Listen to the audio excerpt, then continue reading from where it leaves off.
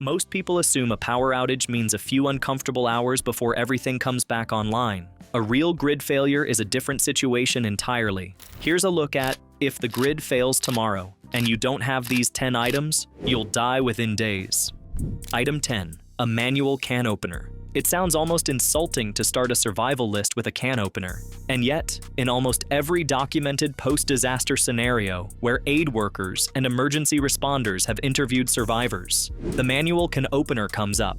Specifically, its absence. Grocery stores typically carry 3 to 7 days of food inventory at any given time. In a grid failure, that inventory disappears within the first 48 to 72 hours as people panic buy. What most households already have in their cabinets is canned goods. Canned vegetables, canned fish, canned beans, canned soup. Food that can last years on a shelf. Food that is completely inaccessible without the right tool. The electric can opener on the counter does nothing. The slightly rusted manual one from 1987 that has lived at the back of the drawer since the last tenant left it is suddenly the most important small object in the house. A quality manual can opener, the kind with a butterfly handle and a sharp rotating wheel, costs between $5 and $15. It should be kept with other emergency supplies, not buried in a kitchen drawer under twist ties and expired takeout menus. This is not complicated advice. It is consistently overlooked. While this is on the list, it represents a broader principle that runs through all 10 items.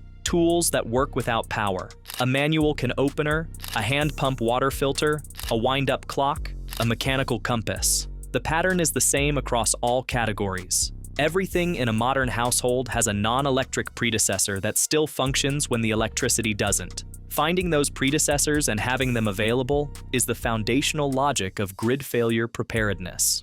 Before we continue, I prepared a step-by-step ebook that's currently on sale, packed with practical survival systems and simple life hacks. It's designed to help you save money, stay prepared, and improve everyday safety in a simple, realistic way. You can access it instantly while the discounted price is still available. You can find the link in the description. Now let's get back to the video. Item 9. Water purification capability. Stored water addresses part of the water problem.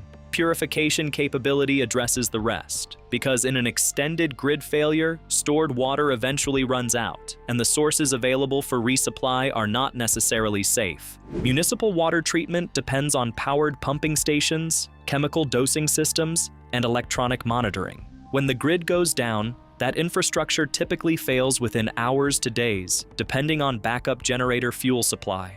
Water in municipal pipes may remain available for a short period through gravity pressure, but bacterial contamination begins building quickly once active treatment stops. A quality water filter, specifically a hollow fiber or ceramic gravity filter rated to remove bacteria, protozoa, and particulates, is the core of any serious water purification setup. The Sawyer Squeeze and similar hollow fiber filters weigh a few ounces, cost under $40, and can filter up to 100,000 gallons over their lifespan according to manufacturer testing. The Life Straw, frequently recommended in preparedness discussions, works adequately as a personal drinking straw but has significant limitations for filtering larger quantities for a household. For a family or group, a gravity-fed ceramic filter, the kind that sits in 2 stacked containers and filters slowly by gravity without pumping, handles the volume problem. Berkey-style filters have been widely used in this category for years. Purification tablets, sodium hypochlorite or iodine-based, serve as chemical backup when physical filters are unavailable or clogged. They're inexpensive, lightweight, and should be in every emergency kit regardless of what other filtration is available. The CDC recommends 8 drops of plain, unscented household bleach per gallon of clear water for emergency disinfection when tablets aren't on hand. Boiling is also worth mentioning specifically because it is the one purification method available to nearly anyone with a heat source and a container. Bringing water to a full rolling boil for 1 minute, 3 minutes at elevations above 6,500 feet, kills bacteria, viruses, and protozoa effectively. It does not remove chemical contaminants or heavy metals, which is a limitation worth knowing. But for biological threats, it is entirely reliable. A camp stove, a pot, and a fire-starting kit give any household the ability to produce safe drinking water from surface sources indefinitely as long as fuel holds out. Item 8. A week's worth of critical medications. This one is not theoretical, and it is not optional for anyone who takes prescription medication. In a grid failure, pharmacies don't operate. Electronic prescription systems go down. Automated refill systems are unavailable. The supply chain that moves medication from manufacturer to distributor to pharmacy to patient requires power, refrigeration, and communication at nearly every link. The American College of Emergency Physicians estimated that in major disasters, medication-related emergencies account for a significant proportion of crisis medical calls, particularly for cardiac medications, diabetes management supplies, blood pressure medications, and seizure control drugs. These are not medications where a missed week is an inconvenience. These are medications where disrupted supply rapidly becomes a life-threatening situation. The practical recommendation is a maintained 30-day supply buffer for any critical prescription medication. Many insurance plans allow a 90-day supply to be dispensed at a time through mail-order pharmacy programs. The conversation with a physician about emergency preparedness planning, including whether any critical medications can be stockpiled or have stable emergency alternatives, is one that emergency medicine professionals consistently encourage and that most patients never have. Insulin is a specific case worth noting. Standard insulin formulations require refrigeration to maintain potency over extended periods. Unopened insulin stored consistently at proper refrigeration temperatures is good until the printed expiration date. Once opened, it typically remains usable for 28 days at room temperature. In a grid failure affecting refrigeration, insulin-dependent diabetics face a genuine countdown. Some formulations are more stable at room temperature than others, and this is a conversation worth having with an endocrinologist well before it becomes urgent. Over-the-counter medications are equally important and consistently overlooked in preparedness planning. A supply of fever reducers, antihistamines, antidiarrheal medication, and antacids should be part of any serious kit. In a grid-down scenario, a minor illness that would normally be managed with a quick pharmacy trip can escalate in ways it wouldn't under normal conditions, particularly if the household is under physical and psychological stress, eating differently, and managing water from non-standard sources. Having the basic pharmaceutical toolkit on hand is not paranoia. It's the same logic as keeping a spare tire. Item 7. Fire starting capability. Heat, cooking, water purification through boiling, and light all depend on fire when the grid is gone. The ability to reliably start a fire under adverse conditions, wet wood, cold hands, limited materials, is not as simple as having a lighter in a kitchen drawer. A single Bic lighter is not a fire-starting capability. It is a fire-starting single point of failure. Lighters run out of fuel, malfunction in cold temperatures, and fail in wet conditions. A serious fire-starting kit includes redundancy, waterproof matches in a sealed container, a ferrocerium striker, the type sold as fire steel or ferro rod, and a quality butane lighter. The ferrocerium rod has no moving parts, works wet, works in wind, and maintains effectiveness for tens of thousands of strikes. It costs about $15 and lasts essentially forever. Tinder is the overlooked half of fire starting. A spark or flame that has nothing to catch on is useless. Commercially prepared tinder, waxed wood shavings, fat wood sticks, paraffin-soaked cotton, works reliably in conditions where natural tinder is wet or unavailable. Petroleum jelly on cotton balls is a time-tested field-expedient tinder that costs almost nothing to prepare and stores indefinitely. A small waterproof container of prepared tinder alongside the ignition tools completes a kit that can start a fire in conditions where unprepared attempts would fail. The fire-starting capability also extends to the question of having something to burn. A cord of firewood requires a chainsaw or an axe, a dry storage location, and months of prior planning. For most suburban and urban households, this means a portable propane or butane camp stove with a stock of fuel canisters as the primary cooking and heating backup, plus knowledge of how to safely use it, which includes not using it indoors, where carbon monoxide accumulation is genuinely life-threatening. A 16-ounce propane canister provides roughly 1 hour of high-heat cooking on a standard backpacking-style burner, or approximately 2 to 3 hours at moderate heat settings. For a 2-week scenario, with 2 to 3 cooked meals per day for a household, The fuel math requires either a large stock of small canisters or a shift to larger bulk propane tanks with an appropriate adapter. A standard 20-pound barbecue propane tank contains roughly 430,000 BTUs of energy and can power a typical camp stove burner for many hours of cooking time. Planning for fuel as a finite resource, rather than assuming it will simply be available, is the difference between a 2-week supply and a 4-day supply. Item 6. A hand crank or battery-powered emergency radio. When the grid fails, internet access goes with it. Cell towers run on backup power that typically lasts between 4 and 8 hours before the batteries drain and the generators run out of fuel. Television is obviously offline. The information infrastructure that people depend on entirely for situational awareness, weather, emergency broadcasts, official guidance, evacuation orders, becomes unavailable through every normal channel. The NOAA weather radio system operates on dedicated frequencies specifically designed for emergency broadcasting and has its own power infrastructure. A hand crank emergency radio with NOAA reception is the primary means of receiving official emergency information when every other communication channel is down.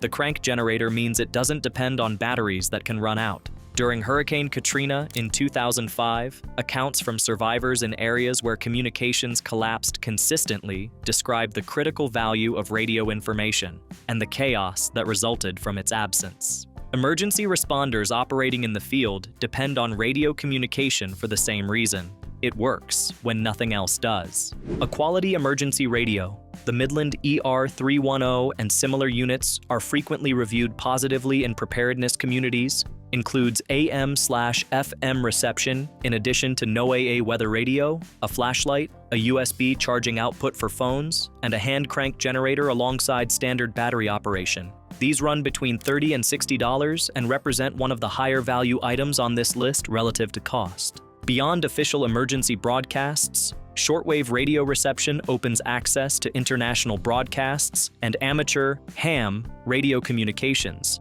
that become critical information channels in extended regional outages. Amateur radio operators have formal emergency service networks, ARIS, and RACES in the United States that activate specifically to provide communication infrastructure when commercial and internet systems are down. A basic shortwave-capable emergency radio adds relatively little cost while dramatically extending the range of information available. For households interested in two-way communication capability, a technician-class amateur radio license requires passing a 35-question test and provides access to local and regional repeater networks that remain active in many disasters. Item 5. A first aid kit, a real one. The standard first aid kit sold at pharmacies, a zippered pouch with a dozen bandages, a few alcohol wipes, and some antibiotic ointment, is appropriate for minor injuries in a context where emergency services are a phone call away. In a grid failure, where hospitals may be operating at minimal capacity, ambulance response is degraded, and communications are limited, that kit is nearly useless. A serious home first aid kit addresses the realistic injury scenarios in a post-grid environment. Lacerations requiring wound closure, burns from improvised cooking or heating, musculoskeletal injuries from physical labor, infections from contaminated water or untreated wounds, and medical emergencies that normally receive professional intervention. The expanded kit should include wound closure strips and slash or a skin stapler for lacerations, irrigation syringes for wound cleaning, a tourniquet. The CAT tourniquet used by military medics is the standard reference for civilian use. Hemostatic gauze for serious bleeding, a SAM splint for fractures, broad-spectrum antibiotic ointment in meaningful quantities, an adequate supply of over-the-counter pain management, electrolyte replacement materials for dehydration, and a quality first aid manual, not a pamphlet, a reference book. The Stop the Bleed campaign, run through the American College of Surgeons and widely supported by emergency medicine organizations, teaches that uncontrolled hemorrhage from a severe laceration can be fatal within minutes. A tourniquet properly applied can prevent that. The knowledge of how to use one is at least as important as having one. The first aid kit also requires accompanying knowledge. A box of equipment sitting on a shelf is not a medical capability if nobody in the household has any training. Basic first aid certification, a 4 to 8 hour course offered by the Red Cross and other organizations, teaches wound management, splinting, choking response, and CPR. Wilderness first aid courses, which are oriented towards scenarios where professional help is hours away rather than minutes, provide significantly more relevant training for grid failure scenarios. These courses run 1 to 2 days and are available in most metropolitan areas and online in hybrid formats. They're not a substitute for professional medical care, but they are the difference between a household that can manage a serious wound and one that watches a preventable situation deteriorate. Item 4. Emergency food supply. At least 2 weeks. 2 weeks is the minimum planning horizon that FEMA and other emergency management organizations recommend for serious preparedness planning, reflecting the timeline of major infrastructure recovery efforts in well-documented large-scale disasters. It is not a generous estimate. The calorie math for a 2-week supply is straightforward. An adult requires roughly 2,000 calories per day to maintain weight and function at rest, more if engaged in physical labor, which a grid-down scenario almost certainly demands. 2 weeks for one adult is 28,000 calories, or approximately equivalent to 28 pounds of dry rice and beans, the most calorie-dense, shelf-stable, inexpensive combination available. For a family of 4, the numbers scale accordingly. The practical considerations extend beyond raw calories. Vitamin and mineral deficiencies become medically significant over periods of 2 to 4 weeks on a monotonous diet. Including a multivitamin supply in food storage is inexpensive and directly addresses this. Palatability matters for morale and for actually eating rather than rationing. A rotation system that keeps stored food within its usable window prevents the discovery that the emergency supply expired 2 years ago, precisely when it's needed. Freeze-dried food in sealed cans, the kind marketed specifically for emergency preparedness, has shelf lives of 20 to 25 years when stored properly and retains nutritional value reasonably well. It is expensive per calorie compared to bulk staples, but requires no cooking expertise and is practical for households without experience in long-term food storage management. A realistic hybrid approach combines inexpensive bulk staples, rice, lentils, rolled oats, dried beans, pasta, with a smaller stock of higher convenience items like canned soups, peanut butter, crackers, and canned fish. The bulk staples provide caloric density and long shelf life at low cost. The convenience items provide variety, require minimal preparation, and can be eaten without cooking if heat is unavailable for some reason. Comfort food also matters in extended stress situations in ways that are easy to dismiss in planning and very hard to dismiss when living it. A jar of peanut butter and some crackers at the end of a difficult day is not a trivial thing.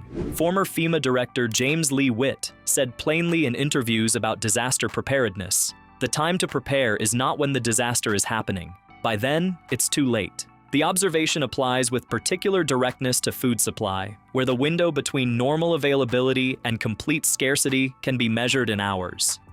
Item 3. Light sources that don't require the grid. In the immediate hours after a grid failure, most people reach for their phone's flashlight. 2 days later, the phone is dead. 3 days later, it's dark by 6 p.m., and the household has been managing on a single scented candle and the ambient glow of a neighbor's generator. Light in a grid-down scenario is both a practical necessity and a safety issue.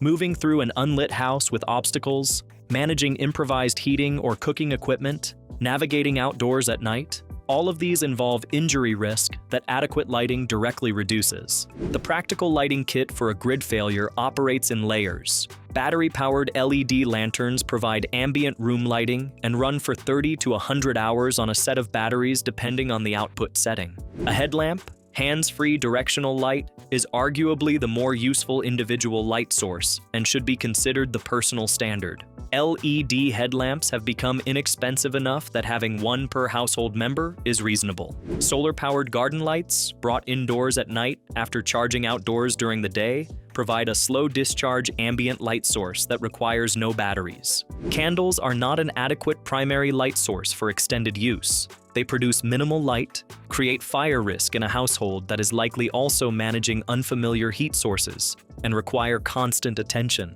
A $100 investment in quality LED lighting and rechargeable batteries accomplishes far more than any number of candles. Rechargeable battery systems, particularly solar charging setups, extend the lifespan of battery-dependent equipment significantly. A solar panel capable of charging AA and AAA batteries costs between $30 and $80 and eliminates the dependency on stored battery stock for medium-term scenarios. The secondary value of maintaining adequate light is psychological as much as practical. The first nights of a serious grid outage, dark, quiet, information scarce, are genuinely disorienting for households that have never experienced anything comparable. The ability to maintain a normal light environment in the occupied portions of the home reduces stress, supports normal sleep patterns, and keeps the situation from feeling more chaotic than it is. This is not a minor consideration in scenarios that may extend for days or weeks. Item 2. Sanitation supplies. This is the item most preparedness guides mention briefly and then move past, which is a significant oversight. In a sustained grid failure, sanitation failure is one of the leading causes of preventable death, not from dramatic causes, but from waterborne illness, fecal-oral disease transmission, and the cascading health consequences of living in contaminated conditions. Municipal sewage systems depend on powered lift stations to move waste from lower elevation areas to treatment facilities. When power fails, these stations stop working within hours to days on backup power. In many municipalities, this means sewage begins backing up through the system. Using toilets that drain into a non-functional sewage system eventually results in waste backflow into the structure. This is not a sanitation inconvenience. It is a disease vector that historically has killed large numbers of people in disaster scenarios. The immediate sanitation kit includes a supply of heavy-duty waste bags compatible with toilet use, sold as commode liners or waste kit bags. A small supply of camp-style portable toilet equipment for scenarios where indoor plumbing is compromised, hand sanitizer and liquid soap in meaningful quantities, disposable gloves, bleach for surface disinfection, and some understanding of basic waste disposal in a field setting, cat holes, waste burial technique, or dedicated waste containment that is managed away from water sources. The 1994 Rwandan refugee crisis, the aftermath of the 2010 Haiti earthquake, and numerous other large-scale humanitarian events have documented the speed at which cholera and other waterborne diseases spread through populations without adequate sanitation infrastructure. These are not distant historical problems. They are what happens when modern sanitation systems fail and no alternative is in place. Personal hygiene in extended outages also matters in ways that go beyond comfort. Skin integrity, the physical barrier that keeps pathogens outside the body,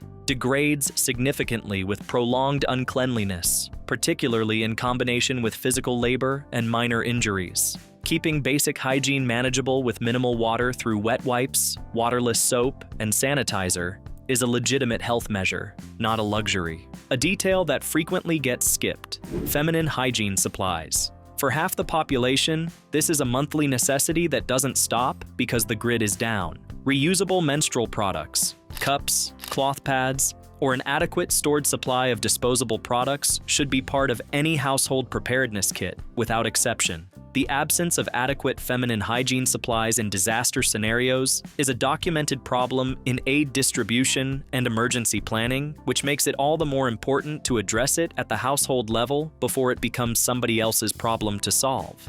Item 1. Water storage. Water is the first item alphabetically, physiologically, and in terms of urgency, and it earns the top position on this list because its absence is the fastest route to a fatal outcome. The human body can survive 3 to 4 days without water under mild conditions. Under stress, physical exertion, heat, or cold, all conditions characteristic of a grid failure scenario, that window shortens considerably. Dehydration at even mild levels impairs judgment, decision-making, and physical performance. At moderate levels, it produces symptoms that mimic serious illness. At severe levels, it is fatal without medical intervention that may not be available. 1 gallon per person per day is the FEMA baseline for drinking and basic sanitation. 2 gallons per day is a more realistic planning number that accounts for cooking, basic hygiene, and the higher consumption that comes with physical activity and stress. For a household of 4 over a 2-week planning horizon at 2 gallons per day,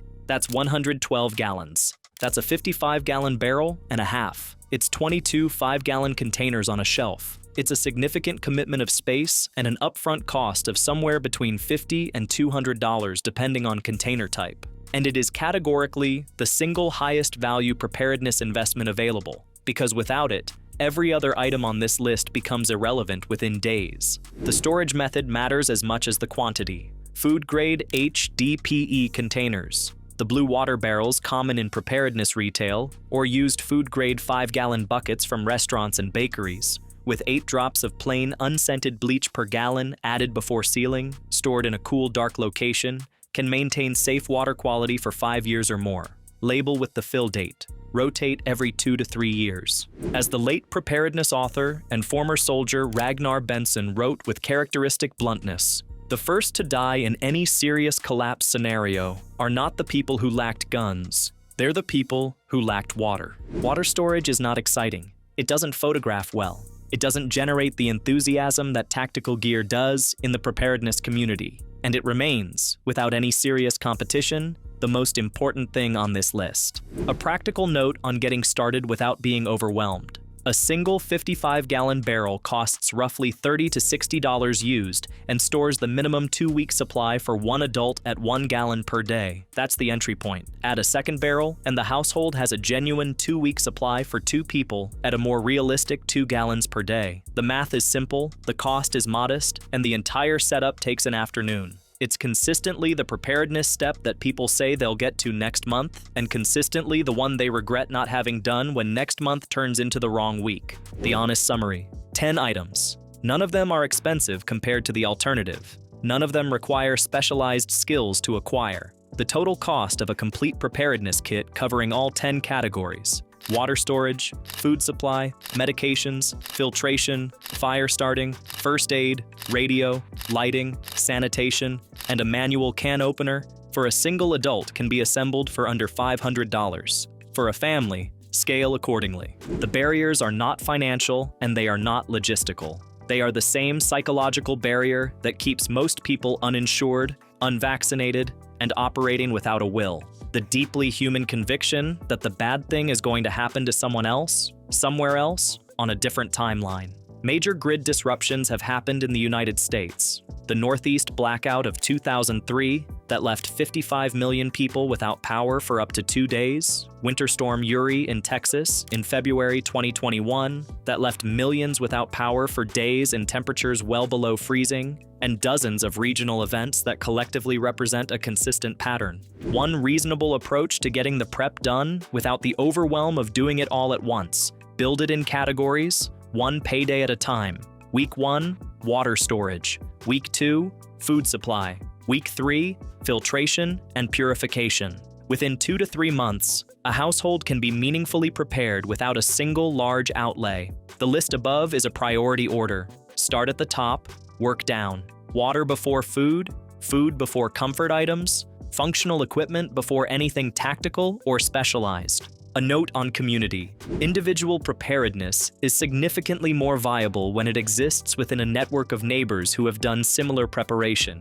A community where 4 or 5 households have each stocked different categories. One has extensive medical supplies, one has a generator and fuel, one has a deep food supply, creates redundancy and mutual aid that no single household can replicate alone. That kind of informal neighborhood network is worth building in normal times, because the time to introduce yourself to your neighbor is not during an emergency. The question is not whether a serious grid event is possible, it is whether the preparation gets done before it becomes necessary. History suggests that the people asking that question after the fact are the ones who had the information and didn't act on it. If this video gave you a realistic picture of what actual preparedness looks like, hit the like button. It helps put this content in front of more people who need it. And subscribe to the channel for more no-nonsense preparedness and survival content.